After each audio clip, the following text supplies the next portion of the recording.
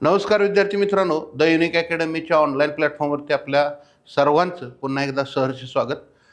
Combine पूर्व परीक्षेच्या दृष्टिकोनातून आपण जी व्हिडिओ सिरीज रन करतोय त्याच्यामधला 7वा व्हिडिओ घेऊन आज भारतीय कर रचना किंवा भारतीय कर प्रणाली या दृष्टिकोनातून आज आपण चर्चा करणार आहोत. तर टॅक्सेशनवरती साधारणपणे आपल्याला 20 प्रश्न बघायचे आहेत. पुढचा जो व्हिडिओ असेल तो आंतरराष्ट्रीय भांडवल चळवळ, परकीय गुंतवणूक यासाठी असेल. त्यानंतर उद्योग आणि त्यानंतर कृषी असे 3 व्हिडिओ राहिलेत. सध्या आपण हा व्हिडिओ याच्यावरती चर्चा करत आहोत. प्रश्न क्रमांक 1, 1991ची कर सुधारणा समिती 91ची कर सुधारणा समिती कोणाच्या अध्यक्षतेखाली नियुक्त करण्यात आली? समित्यांच्यावरती 1 मार्क असतो आणि फिक्स असतो आणि विशेष करून काही समित्या हे आपण करणं गरजेचं आहे. तर 91ची कर सुधारणा समिती ही राज्यचलय समिती आहे. या समितीचा जर का आपण कोणत्या गोष्टीशी संबंध होता तर बघायचं तर प्रत्यक्ष आणि अप्रत्यक्ष करासाठी ही समिती नेमण्यात आली होती. मग 91च्या पूर्वीच्या 91च्या नंतरच्या अशा समित्या ह्या बघणं गरजेचं आहे. 2022-23 अलीकडचं वर्ष एकूण कर संकलनामध्ये कोणत्या करांचा वाटा अधिक आहे? म्हणजे प्रत्यक्ष करांचा आहे का अप्रत्यक्ष करांचा आहे का दोन्ही समान आहे का संदिग्ध आहे? तर प्रत्यक्ष करांचा वाटा हा अधिक आहे. मग बऱ्याच वेळा आपल्याला अप्रत्यक्ष कर किंवा GSTच्या माध्यमातून अप्रत्यक्ष कराचा वाटतो, पण तसं नाहीये. तर प्रत्यक्ष कराचा वाटा 2022-23ला आणि 23-24ला कसा आहे हे समोर तुम्हाला दिसतंय. तर त्याच्यामध्ये तुम्हाला असं दिसेल की 2022-23ला प्रत्यक्ष कराचा वाटा हा 54.3% आहे. 2023-24ला तो वाढलाय, 56.6% झाला. अप्रत्यक्ष कराचा वाटा 2022-23ला 45.7% होता, तो 23-24ला कमी झालेला आहे, 43.4%. म्हणजे अप्रत्यक्ष कराचा वाटा किंवा अप्रत्यक्ष कर महसूल हा जास्त आहे. अप्रत्यक्ष कराच्या पेक्षा प्रत्यक्ष कराचा वाटा हा निश्चितपणे जास्त आहे. GSTला संमती देणारं देशातील पहिलं राज्य कोणतं? आता हा प्रश्न जुना झाला, बऱ्यापैकी विचारून झालाय, पण याच्यात महाराष्ट्राचा संबंध कुठे येतो ही बरेच लोकांना माहिती नव्हती, म्हणून आपण हा प्रश्न घेतलाय. तर पहिलं राज्य हे आसाम आहे 12 ऑगस्ट 2016ला, दुसरं बिहार आहे, तिसरं झारखंड आहे आणि 10 नंबरचं राज्य हे महाराष्ट्र आहे. आणि अगदी त्याच महिन्यामध्ये 29 ऑगस्ट 2016ला 10व्या नंबरला महाराष्ट्रानं GSTला पसंती दिलेली आहे. GST परिषदेचे अध्यक्ष कोण असतात? आता GST परिषदेचे अध्यक्ष विचारत असताना GST परिषद काय करते किंवा ती कशासाठी आहे ह्या सुद्धा गोष्टी आपल्याला बघणं गरजेचं होतं, म्हणून प्रश्न त्याच्या अध्यक्षावरती घेतला. तर केंद्रीय वित्तमंत्री हे GST परिषदेचे अध्यक्ष असतील. GST परिषदेची स्थापना ही 12 सप्टेंबर 2016ला केंद्रीय वित्तमंत्री हे अध्यक्ष असतील. सर्व घटक राज्यांचे वित्तमंत्री व केंद्रीय वित्त राज्यमंत्री हे त्याचे सदस्य असतील. आणि IGST जो आहे, इंटिग्रेटेड GST ज्याला म्हणतो आपण, ह्याची विभागणी केंद्राला आणि राज्यांच्या दृष्टिकोनातून करण्याचं काम ही GST परिषद करत असते. GST परिषद आणि राष्ट्रीय नफेखोरी अधिनियम किंवा अभियान या संदर्भात जी व्यवस्था आहे त्याच्यावरती सुद्धा प्रश्न विचारला जाऊ शकतो. 2022-23च्या अर्थसंकल्पापासून सहकारी संस्थांवर कोणता कर आकारण्यास सुरुवात केलेली आहे? तर तो कर आहे किमान पर्यायी कर. 22-23च्या अर्थसंकल्पानुसार विचारले तर किमान पर्यायी कर म्हणजे मॅट. आता हा जो मॅट आहे तो मिनिमम अल्टरनेटिव्ह टॅक्स असं म्हटलं जातं. मग सरकारच्या धोरणांचा जो फायदा कंपन्यांना होतो, धोरणांचा फायदा, तर तो फायदा त्या कंपन्या घेत असताना त्यांना कर सवलती मिळतात आणि मग त्यावेळी त्यांचा जर का नफा जर का वाढला तर त्यावेळी किमान पर्यायी कर किंवा मॅट म्हणून आपण तो लावला जातो. तर त्याच्यातनं सहकारी संस्था बाजूला होत्या, तर सध्या सहकारी संस्थांना तो मॅट हा आकारण्यात येत आहे, ही बाब माहीत असणं आवश्यक आहे. वारसा हक्काने मिळणाऱ्या संपत्तीवर आकारण्यात येणारा मालमत्ता कर कधी बंद करण्यात आला?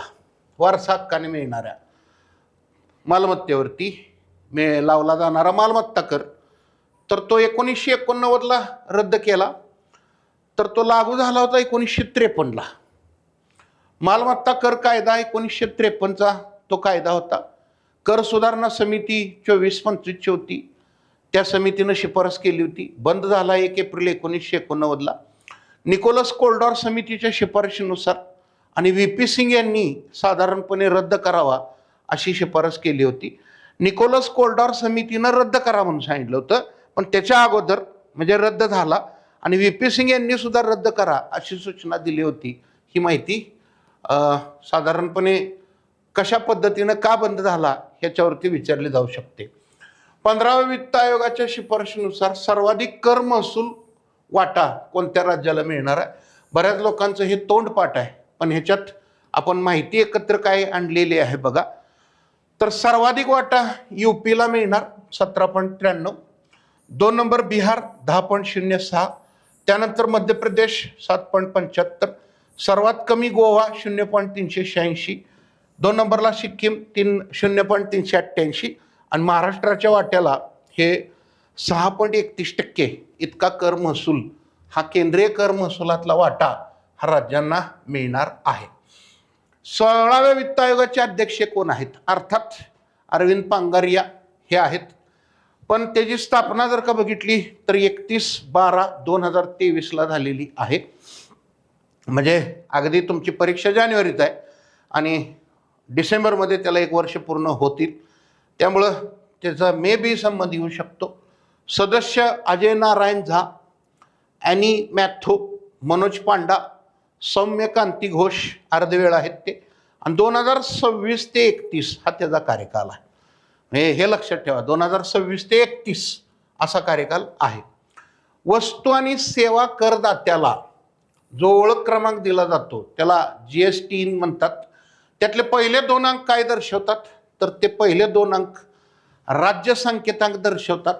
मग आता ते 15 अंक असतो, तर 15 अंकामध्ये काय कशा प्रकारची प्रोसिजर आहे? तर 15 अंक असतात. त्यातले पहिले 2 स्टेट कोड, नंतरचे 10 पॅन नंबर, 13वा अंक उद्योग आधार कार्ड किंवा उद्योग कार्ड, 14वा अंक झोन दर्शवतं आणि 15वा अंक चेक कोड किंवा साधारणपणे आपण ज्याला म्हणतो की एक ती प्रोसिजर जी भरण्याची आहे त्याच्या संदर्भात त्याच्यात माहिती उपलब्ध असेल. खालीलपैकी कोणते कर GST मध्ये समाविष्ट नाहीत? निर्यात कर समाविष्ट नाही, वीज कर नाही, तंबाखू आणि उत्पादनावरचा नाही, किंवा वरीलपैकी सर्व हे त्याचं उत्तर आहे. पण आपल्याला एकूण 10 कर आहेत. वरचे आत्ता आपण 3 बघितले. त्यानंतर मूलभूत सीमा कर, तेलावरील मुद्रांक शुल्क, दारू गांजा किंवा मादक द्रव्ये, रस्ते व प्रवासी कर, प्रॉपर्टी, मद्य व पेट्रोलियम उत्पादन याच्या संदर्भात असणारे, आणि प्लस मगाशी 3 बघितले ते. वस्तू व सेवा कराशी GSTशी संबंधित घटना दुरुस्ती कितवी? तर 101वी घटना दुरुस्ती. घटना दुरुस्ती 101, त्याचं विधेयक 122, 6 मे 2015ला लोकसभेत पारित झालं, 3 ऑगस्ट 2015ला राज्यसभेत पारित झालं, 8 सप्टेंबर 2016ला राष्ट्रपतींची मंजुरी मिळाली आणि 1 जुलै 2017ला ते लागू झालेलं आहे. जुनीच माहिती आहे, पण विचारली जाऊ शकते. इतर काही गोष्टी विचारण्याच्या ऐवजी जुनी जी फिक्स माहिती आहे त्याच्यावरती प्रश्न रिपीट होऊ शकतो. वैयक्तिक आयकरासाठी खालीलपैकी घटनात्मक तरतूद कोणती आहे? पर्सनल इन्कम टॅक्स, वैयक्तिक आयकर, पर्सनल इन्कम टॅक्स बद्दल घटनात्मक तरतूद. तर केंद्र सूची 82 ही तरतूद त्याच्यामध्ये आहे. आणि मग कसा आहे वैयक्तिक आयकराचा संबंध?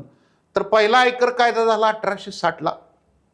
100 वर्षानंतर वैयक्तिक आयकर कायदा झाला, ज्याच्यानुसार पर्सनल इन्कम टॅक्स भारतात आला.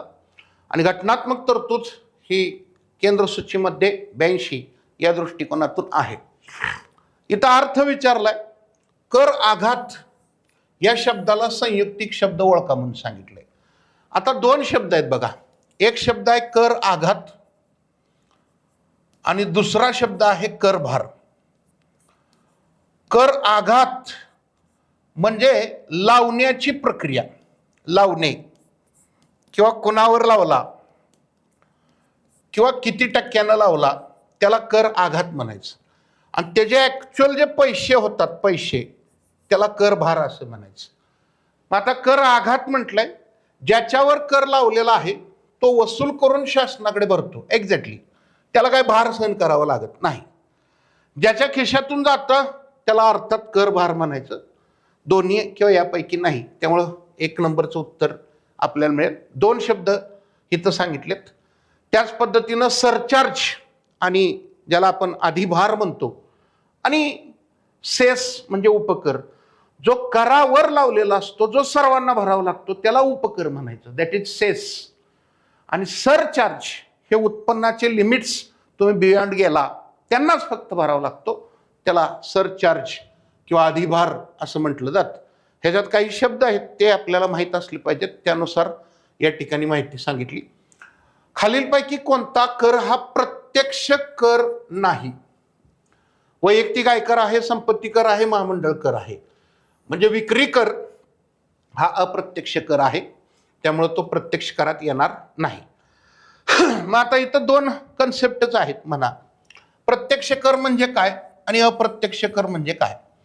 तर आत्ताच सांगितल्याप्रमाणे कर आघात आणि कर भार हा दोन्हीही एकावरतीच पडत असेल तर त्याला प्रत्यक्ष कर असे म्हणतात.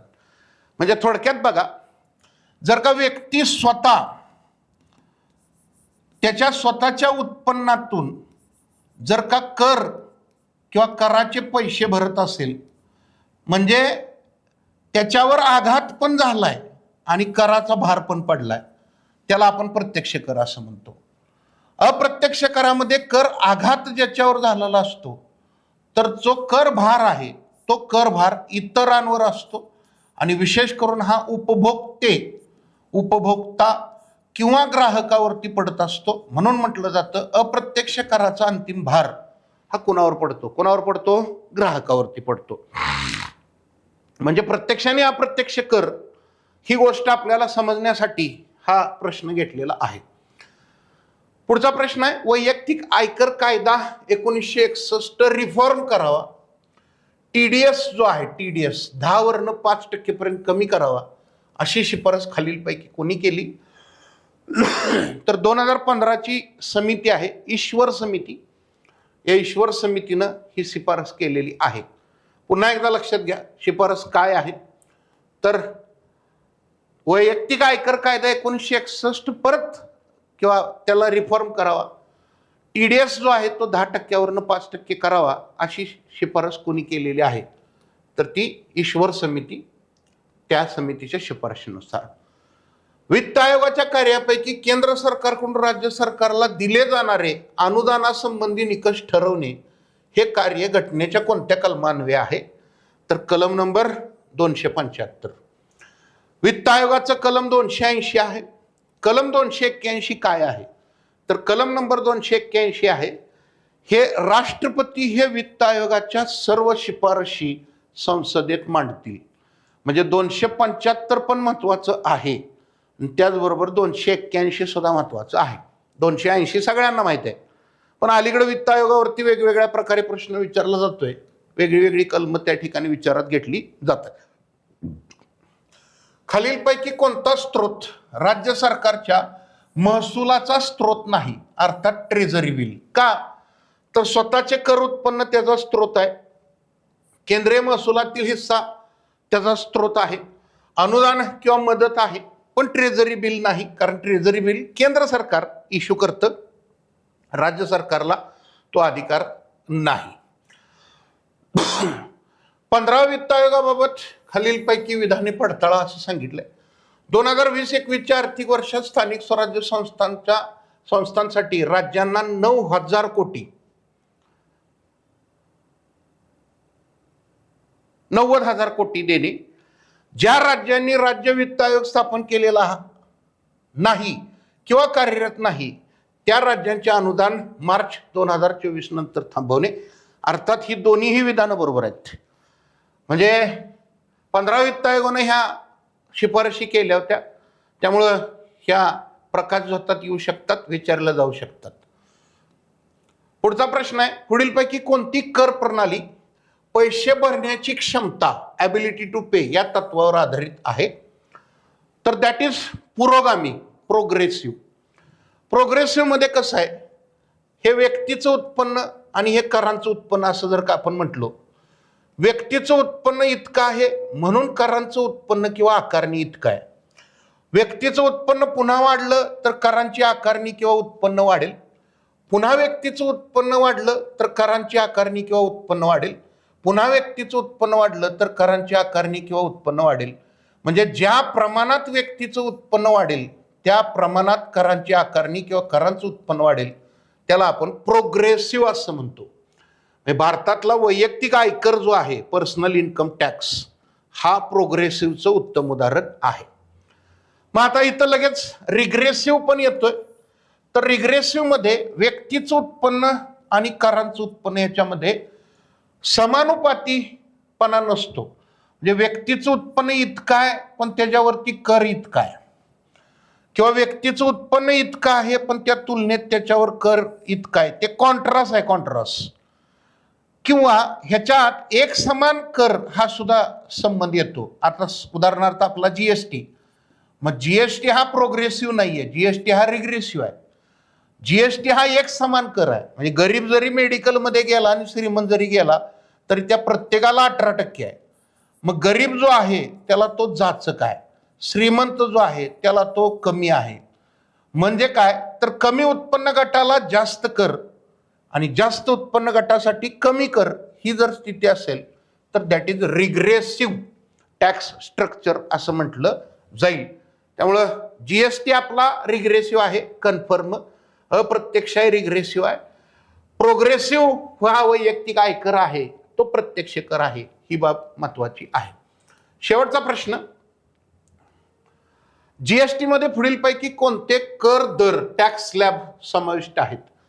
तर 5 आहे, 18 आहे, 12 आहे आणि त्याच्या पुढे आपल्याला असं दिसेल की 28 आहे. 5% आहे, 12% आहे, 18% आहे आणि 28% आहे.